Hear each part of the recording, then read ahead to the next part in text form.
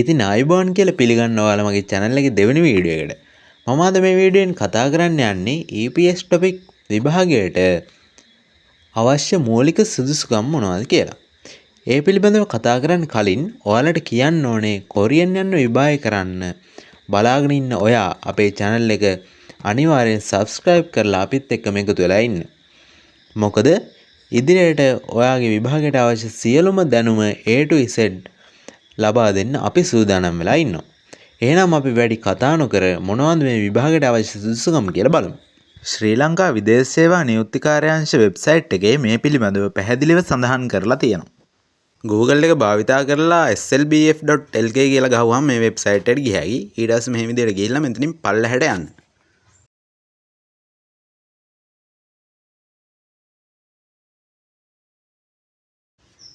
ඊට පස්සේ මේ වගේ කොරියාව කියලා රජයේ මැදිහත් වීම යටතේ ශ්‍රී ලාංකිකයන් දකුණු කොරියානු රැකේ අවස්ථාව සඳහා පිටත් කිරීම කියන එක ක්ලික් කරන්න. ඊට පස්සේ මේ වගේ තැනකට එනවා. මෙතනින් පල්ලෙහාටම ගියපුවාම සාමාන්‍ය කොරියානු භාෂා ප්‍රවීණතා පරීක්ෂණය සමත් වූවන් කියන එකේ සිංහල කියන එක ක්ලික් කරන්න. ඊට පස්සේ මේ වගේ තැනකට එනවා. ඉතින් මේකේ මුලින්ම තියෙනවා වයස් සීමාව අවුරුදු 18 සහ 39 අතර වීම කියලා. අනිවාර්යෙන් ඔයා ඇඩ්මිෂන් ගන්න දවස වෙද්දී ඔයාට අවුරුදු 18ට වැඩි සහ 39ට අඩු පුද්ගලයෙක් වෙන්න ඕන කියලා තමයි මේකෙන් කියන්නේ. ආයුධම්කරුවන් සිරගත වීමක් හෝ බරපතල දඬුවමකට ලක් වී නොසිටීම. ආයුධම් කරන කෙනා අනිවාර්යෙන් සිරගත වීමක් හරි බරපතල දඬුවමකට ලක් වෙලා හරි තියෙන්න බෑ.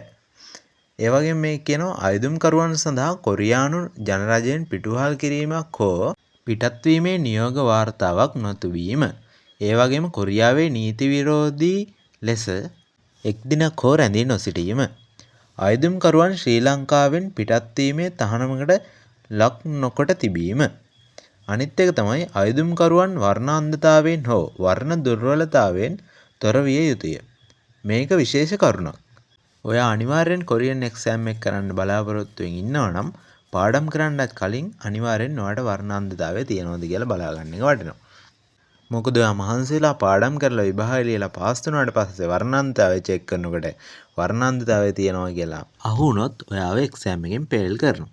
ඉතින් මේකේ අවසාන කරුණ විදිහට තියෙන්නේ E9 හා E10 වීසා කාණ්ඩ යටතේ වසර 5ක් හෝ ඊට වැඩි කාලයක් කොරියාවේ සේවය කළ පුද්ගලයන් හට මේ සඳහා ඉල්ලුම් කළ නොහැක කියලා. ඉතින් තවත් ගොඩක් අයට තියෙන ප්‍රශ්නයක් තමයි කොරියන් එක්සෑම් එක කරන්න ලංකාවේ අධ්‍යාපන සුදුසුකමක් අවශ්‍යද කියලා.